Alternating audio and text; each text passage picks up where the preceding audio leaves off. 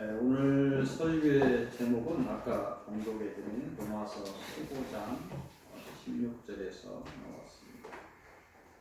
맡은 직분을 감당하라. 여러분들이 그래서 신앙의 어떤 공동체에서 맡은 직분들을 잘 감당하라는 말씀입니다. 이 직분은 이 땅에서 각자가 받은 사명과 관련된 말씀입니다. 더 작게 설명하면 자신이 하나님으로부터 받은 달란트와 관련이 있습니다. 달란트에 따라서 목회자가 이렇게 바라보면서 저분은 말씀을 잘 가르치겠다 하는 교사, 저분은 섬기는데 은사가 있는 것 같다. 기쁨으로 섬긴다. 섬기는 쪽에 여러 가지 어떤 달란트와 관련이 있다는 것입니다. 오늘 설교의 서두에 묵상하려는 것은 하나님의 사람들이 이 땅에서 감당해야 될 직분과 그 직분을 감당해서 얻는 복에 관한 것을 먼저 묵상하고 가야 합니다. 먼저 감당해야 할 직분, 이 땅에서 하나님의 사람들이 감당해야 될 직분의 처음은 선지자의 직분이 있습니다. 구약의 시대를 보면 선지자는 단순한 어떤 예언을 넘어서서 사람들을 향하여 하나님의 뜻을 전하는 사람을 의미했습니다. 그런 의미에서 목자와는 차별을 지을 수 있습니다. 하나님의 지혜와 권능을 받아서 양을 치는 것은 비슷할 수 있는데 단순히 진리만을 전하지 않고 하나님의 대변자의 역할을 한다는 면에서 선지자와 목자는 다를 것입니다. 역사를 자세히 보면 선지자가 등장하는 시대는 하나님을 놓치고 심판이 임박한 시대입니다. 역사에 심판이 필요할 만큼 사람들이 죄에 물들었을 때 선지자가 등장합니다. 하나님은 신의 산에서 약속한 복을 주시기 위해서는 선지자를 부르지 않고 바로 복을 주십니다. 복을 줄까 말까 이러지 않아요. 그냥 복 받을 만한 것들이 보이면 복을 막 주십니다. 하지만 약속을 어겨서 심판이 필요할 때는 대언자, 선지자를 세우시고 회개를 명하시고 심판에서 벗어날 것을 경고하시는 그런 것들을 우리는 믿음의 역사를 통해서 익히 보고 배워서 알고 있습니다. 이 시대에는 선지자가 있다, 없다, 그건 무의미한 소리입니다. 우리가 결정할 문제가 아닙니다. 충분히 성경을 통해서 심판이 예언되었다. 그러니까 선지자가 필요 없다. 그런 말들에 대해서도 우리가 무슨 말을 하는 것 자체가 이상한 거예요. 하나님의 일이기 때문에 그렇습니다. 우리가 선지자 보내고 안 보내고 하는 것이 아니잖아요. 하지만 모든 신앙인들이 마지막 때를 입으로 말하고 있는데 그들의 신앙은 마지막 때를 위하여 충분히 변화되고 개혁되지 않았으면 여러분들이 다 아십니다. 이것이 이 시대에 선지자가 필요한 이유입니다. 그건 여러분들이 느끼길 뿐이지 여러분들이 결정할 바는 아닙니다. 박 목사가 선지자가 반드시 필요하다 이렇게 여러분들에게 주장해가지고 이 시대에 선지자가 어디 있냐 목자 위에 선지자가 있느냐 하면서 2단 3단 한다면 저는 얼마나 됐어요. 주장하지는 않겠습니다. 근데 선지자라는 하나님의 사명자가 있다는 것은 사실입니다. 구약의 때에 하나님의 은혜의 섭리, 구속의 섭리 역사가 끝나버린 것이 아니라면 그 선지자는 필요에 따라서 마지막 심판의 때가 가까웠다 보면 또 등장할 것입니다. 그건 자명한 것입니다. 우리 앞에 가슴을 후비며 회개를 외치는 소리가 들려온다면 그때 하나님을 바라보시고 하나님의 은혜를 위해 엎드리시는 복 있는 사람들이 되시기를 빕니다. 구약의 시대를 마치고 400년의 어둠의 그 시대를 마치고 들려온 소리는 세례 요한의 회개하라는 일이었습니다. 주님이 율법의 시대를 마치고 은혜의 시대를 열면서 첫 일성이 회개하였습니다. 여러분들의 묵상하시고 여러분들이 스스로 받는 은혜를 받는 그런 시간이 되시기를 빕니다. 몇 주 전에 이와 비슷한 설교가 있었습니다. 묵상했던 것이 뭐냐면 우리가 복종해야 될 권세. 조금 생각이 났습니까? 우리가 복종해야 될 권세를 비슷하게 지금 얘기했어요. 권세들과 오늘 우리가 묵상하기는 우리가 감당해야 될 직분은 맥락이 좀 같습니다. 그래서 간단히 보겠습니다. 나머지 우리가 감당해야 될 직분은 사명에 따라 부름을 받은 신앙 공동체 지도자인 목자, 지금은 목사 그러죠. 목사의 직분이 있습니다. 신앙 공동체의 운명과 그 감독을 맡은 장로의 직분이 있습니다. 중요한 직분입니다. 각 주일학교를 통해 진리를 가르치는 교사의 직분도 있습니다. 공동체 각 조직에 따라 실제적으로 살림을 맡은 집사의 직분도 있습니다. 신앙 공동체에서 중요하게 생각하는 천국 확장의 사명을 받고 진리를 들고 세상을 향해 담대하게 지혜롭게 복음을 전하는 전도자의 직분도 있습니다. 현대 사회에서 더 중요성을 인정받는 직분도 있습니다. 복음을 증거하는 현장에서 다친 사람들의 마음을 먼저 열고 또 악한 영들을 물리치는 역할을 어느 정도는 감당하는 찬양하는 자의 직분도 있습니다. 신앙 공동체에 있어서 직분이 없는 사람도 있을 수도 있죠. 믿어서 얼마 안 되는 사람은 성도, 형제, 자매 이렇게 해서 부를 수도 있죠. 대부분은 공동체 안에서 한 가지 이상의 직분을 가지는 것은 흔합니다. 그 얘기는 뭐냐면 직분을 여러 개 겹쳐서 갖는다는 것입니다. 목사가 목사의 직분만 하는 것이 아니고 찬양하는 그런 것을 겸할 수도 있고 전도자의 역할을 겸할 수도 있고 겸해서 있는 거죠. 교사도 하면서 찬양도 할 수 있고 여러 가지 직분을 달란트에 따라서 자기가 가지고 있는 그 달란트에 따라서 어떤 직분을 갖게 됩니다. 아까 얘기했던 것처럼 하나님이 주신 달란트는 맡은 직분과 밀접한 관계가 있습니다. 어떤 직분이 주어지든지 감사하시고 길게 받으시기 바랍니다. 기쁨으로 감당하셔서 더욱 큰 복에 이르시기를 빕니다. 하나님이 주시는 직분을 기쁨으로 감당하는 자에게 오는 복은 첫째로 이 땅의 기업이 확장되며 온전해진다는 것입니다. 복 받을 만한 것을 했을 때 하나님께서는 복을 주십니다. 40일 금식 기도하고 저 산에 가서 그냥 울부짖어야 복을 주는 것이 아니라 복 받을 만한 행위를 했을 때 주십니다. 잘 알아들으셔야 됩니다.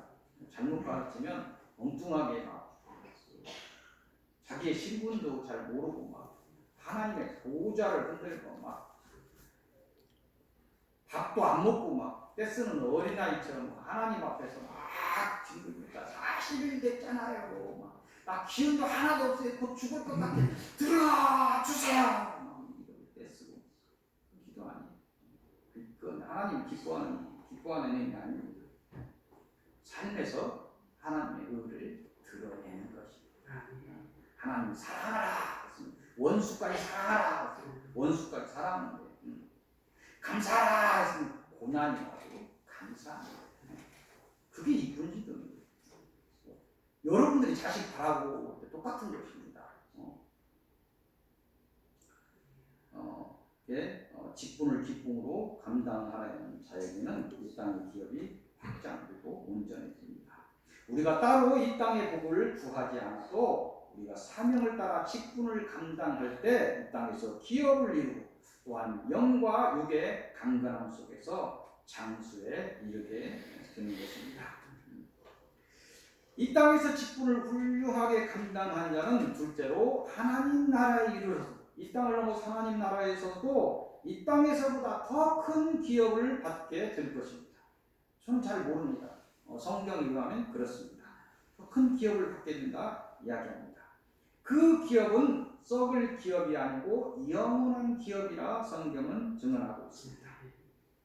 하늘의 기업을 받은 자는 마지막으로 영원한 영생의 복을 받게 됩니다. 영원한 영생의 복을 이룬 자는 회복된 에덴의 동산인 천국에서 하나님의 영광에 동참하여 만물이 동경하는 그런 존재로 살아가게 될 것입니다. 이 땅에 믿음 없이 천국에 이룰 수 없습니다. 이 땅이 없이 갑자기 천국에 들어갈 수 없다는 거예요. 여러분이 이 땅의 삶을 걸어서 이 땅에 생명이 다하는 날이 되어야 천국에 들어가는 것입니다. 또한 이 땅의 직분 감당 없이 하늘의 복에 이룰 수 없습니다. 이 땅에서 직분이 있음에 감사하시기 바랍니다. 어떤 자리든 작은 직분이라도 감당하셔서 하나님이 준비한 복에 이르시기를 빕니다. 오늘 주시는 서론의 말씀은 이사야서 57장으로 가도록 하겠습니다. 이사야서 57장 14절에서 21절까지입니다. 이곳을 통해서 주시는 말씀은 길을 수축하라. 길을 수축하라. 제가 가사를 보고 찬양을 보는 건 아닌데 말씀에 따라서 찬양도 적절하게 주신다. 제가 가끔씩 깜짝깜짝 놀랍니다. 여러분 가사까지 보면서 은혜를 받는지는 모르는데 이렇게 찬양을 골라주시는구나 생각을 가끔씩 합니다. 길을 수축하라. 이곳의 내용은 1차적으로 바벨론의 칼로 멸망한 이스라엘 민족의 회복에 대한 예언입니다. 그 회복의 길을 가지 못하게 하는 것들이 있으니까 제하라, 없애라.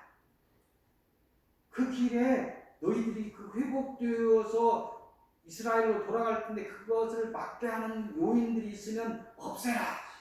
하나님 은혜를 온전히 받으라. 이 말씀입니다. 다시 말해서 통회하는 마음을 통해 하나님의 은혜를 회복할 수 있는 은혜의 길을 수축하라. 하나님 앞에 엎드리라는 거예요.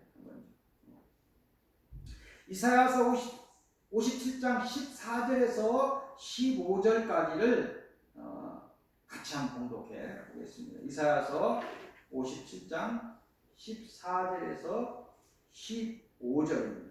그가 말하기를 도두고 길을 수축하여 내 백성의 길에서 거치는 것을 제하여 버리라 하리라. 지극히 존귀하며 영원히 거하지 거룩하다 이름하는 이가 이와 같이 말씀하시되 내가 높고 거룩한 곳에 있으면 또한 통화하고 마음이 겸손한 자와 함께 있나니 이는 겸손한 자의 영을 소생시키며 통연한 자의 마음을 소생시키려 함이라. 18절을 보면 하나님의 길을 수축하는 자를 고쳐주며 인도하여 영원한 구원을 얻게 하겠다 말씀하십니다. 20절을 보면 하지만 하나님의 길을 수축하는 자와 다른 그런 악인은 하나님의 평강을 얻지 못하고 더러운 어둠 속에서 요동치며 살게 될 것이라 말씀하십니다. 하나님의 길을 수축함이란 우리의 생명을 회복하는 것이고 다른 이의 생명을 회복시키는 것입니다. 사들고 가서 무엇을 하는 것이 아니죠. 영적인 얘기고 상징적인 얘기고 우리의 생명이 회복되어야 한다는 거예요. 그래야 천국에 들어가는 거죠. 다른 이의 생명을 회복시킬 때 하나님의 은혜가 넘쳐 우리에게 옵니다. 그 복이 다른 사람을 위해서 기도할 때 그 복이 나에게 먼저 온다는 거 항상 이야기합니다. 우리의 이런 생명을 향한 마음을 기쁘게 보시고 하나님은 만복을 여시는 것입니다. 깨달아서 복에 이르시기를 빕니다. 오늘 주시는 두 번째 서론의 말씀은 이사야서 63장으로 가겠습니다. 이사야서 63장 15절에서 19절까지입니다. 이곳을 통해 주시는 말씀은 기도하라, 이런 말씀을 주십니다. 이곳의 내용은 이스라엘의 심판에 대해서 하나님의 뜻을 전달받았어. 이스라엘가 선지자니까 하나님의 뜻을 전달받아서 이스라엘 백성에게 전해야 되는데, 그 하나님의 뜻을 전달받으니까 마음이 두렵고 떨리고 막 내 고륙들이 죽어가면서 심판을 받을 것을 생각하니 마음이 아프니, 그래서 이사야가 그걸 놓고 이사야가 기도하고, 이사야가 심판의 일을 자신의 고륙 이스라엘 백성을 생각하며 하나님께 자비와 사랑을 구한 그런 기도가 내용을 이루고 있습니다. 오늘 우리에게 주시는 말씀은 이사야의 기도의 내용이 아닙니다. 그것이 아니고 이사야의 기도의 마음입니다.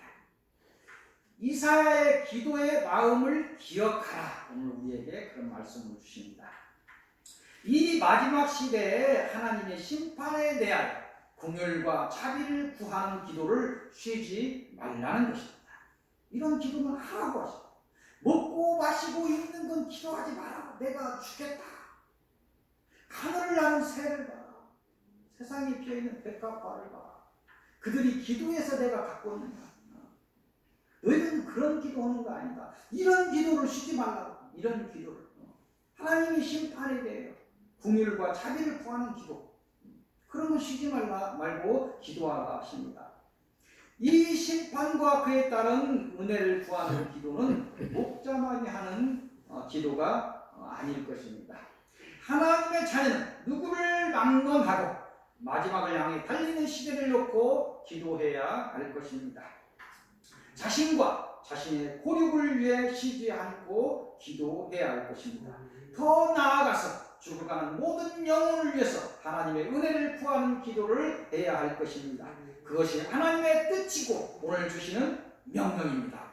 깨닫는 은혜가 있기를 빕니다.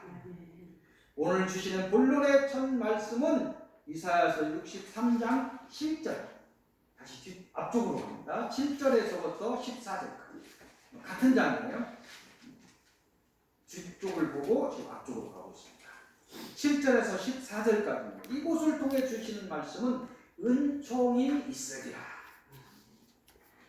이곳의 내용은 이사야의 입을 통해서 지금껏 이스라엘에 베푼 하나님의 은혜에 관해서 이를 잊어버린 이스라엘 백성들에게 그 하나님이 베푸신 은혜를 기억하라, 상기시키는 것을 내용을 하고, 너희들에게 하나님의 은혜를 이렇게 베풀어 너 기억나니? 기억나? 애굽에서 어떤 것을 겪었지? 홍해를 어떻게 건넜지? 광야에 38년 동안 어떻게 했지? 요단강을 어떻게 건넜지? 가나안에 가서 그 너희들 다 힘들 때 어떻게 은혜를 베풀었지? 박 목사가 이야기한다면 3년 전에 여러분의 모습을 보십시오. 어땠습니까? 지금 막 힘들다 이러면 3년 전과 한번 비교를 해보십시오. 하나님 어떤 은혜를 베푸셨습니까? 이런 은혜를 베풀었음에 불구하고 너희는 왜 심판에 이를 정도로 죄악을 향하고 하나님의 심판에 때만 남겨놓은 이 상태가 되었느냐. 다시 돌아가자. 길을 수축하자. 회개하라. 통회하라. 이런 얘기. 박 목사가 할 수 있는 것도 같은 것이죠. 이 말씀을 이스라엘 백성에게 하신 이유는 이런 은총을 베푸신 하나님께서 다시 심판의 날에 은혜를 베푸시고 싶다는 것이죠. 아직 은혜의 때가 은혜가 거치지 않았다. 그래서 이런 맡은 직분을 감당해서 그 길을 수축하라. 너희가 하나님의 나라에 들어갈 수 있는 방법들을 가르쳐 주는 거예요. 이 사례를 통해 우리에게 주시는 말씀이 있습니다. 오직 하나님을 우려하는, 하나님을 붙드는 우리를 향해서 너희는 실로 나의 백성이라 하십니다. 아멘. 너희의 구원자가 되겠다 하십니다. 아멘. 이보다 큰 복이 있습니까? 우리의 구원이 세상의 정금을 합해서 살 수 있습니까? 박 목사의 설교는 다른 거 아니죠. 좀 시원한 이 땅에서 무언가를 해결은 막 기복적인 설교는 하지 않죠. 맞는 말인 것 같은데 조금 뭐 거북하죠. 이게 성경의 진리를 바르게 가르치고 있다는 증명입니다. 모든 고난의 날과 환난의 날 같이 하시겠다, 또 이런 복의 말씀을 주십니다. 사랑과 자비로 우리를 인도하고 안으시며 숨기시고 마침내 구원하시겠다, 여러분에게 언약하십니다. 아멘. 네. 이 구원을 향한 은혜를 말씀하시면서 주시는 두 번째 본론 말씀이 있습니다. 같은 이사야 63장 1절에서 6절까지.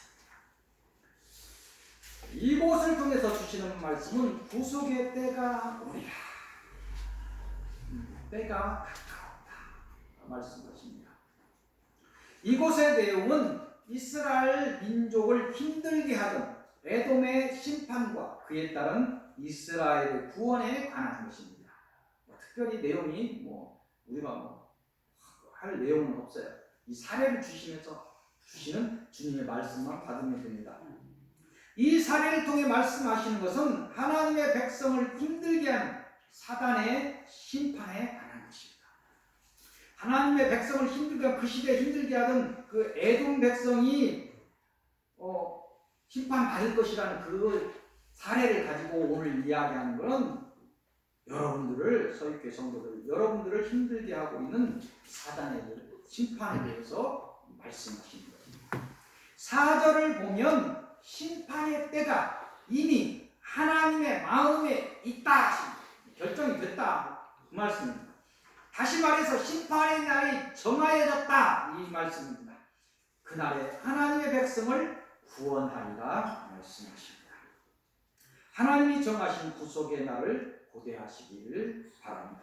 그날을 위하여 오는 고난을 이기시고 오는 환난을 넘으시기를 빕니다. 오늘 주시는 결론의 말씀은 처음 봤던 로마서 15장 14절 21절까지로 갑니다. 이곳을 통해서 주시는 말씀은 맡은 직분을 감당하라. 이곳의 내용은 바울이 이야기합니다. 바울의 이방인을 위해 하나님으로부터 받은 복음의 제사장 직분을 바울이 하나님으로부터 제사장 직분을 받았다는, 이방인을 위해서 받았다.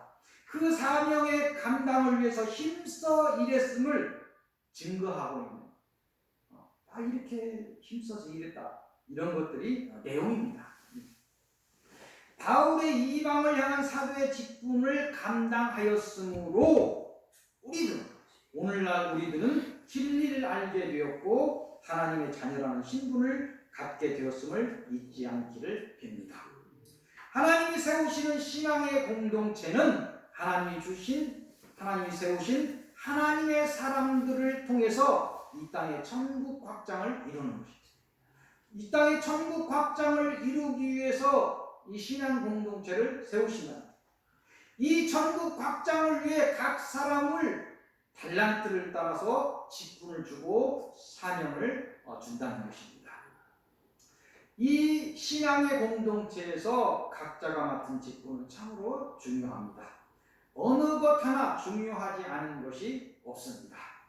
각자의 직분을 감당함으로 이 땅에서 천국은 확장될 것입니다. 그 천국 확장의 노력을 통해서 하나님을 알지 못하는 자들이 하나님을 알게 되고 믿게 되고 하나님을 영접하여 생명에 이르게 되는 것입니다. 이 싸움은 혼자서 할 수 있는 싸움은 아닙니다. 이 땅에서 형제된 자들은 합하여 선을 이루어야 합니다. 개인의 뜻을 내려놓고 공동체를 먼저 생각하시기를 빕니다. 그 신앙 공동체를 위한 노력과 그 방향성이 하나님의 뜻과 하나님의 방향성과 맞기를 기원해야 할 것입니다. 그리하여 하나님의 크신 은총을 받아서 더욱 온전한 천국 확장을 이루시기를 빕니다. 그 하나님의 길을 수축하는 현장에 하나님의 강한 오른팔이 드러나 인도함을 받기를 빕니다. 끝날까지 승리하시기를 빕니다. 기도하시겠습니다. 구원하시는 하나님, 맡은 직분을 충실히 감당하게 하옵소서. 하나님이 원하시는 구속의 길을 수촉하는 그런 복된 사람들이 되게 하옵소서. 하나님의 날과 그 구속을 위해 오늘 하나님의 은혜를 구하오니 저희에게 은총을 내리소서. 저희 교회 성도와 이 땅의 모든 하나님의 자녀들을 위해서 기도하오니 크신 은총을 내리소서. 주 예수 그리스도 이름으로 기도하옵나이다.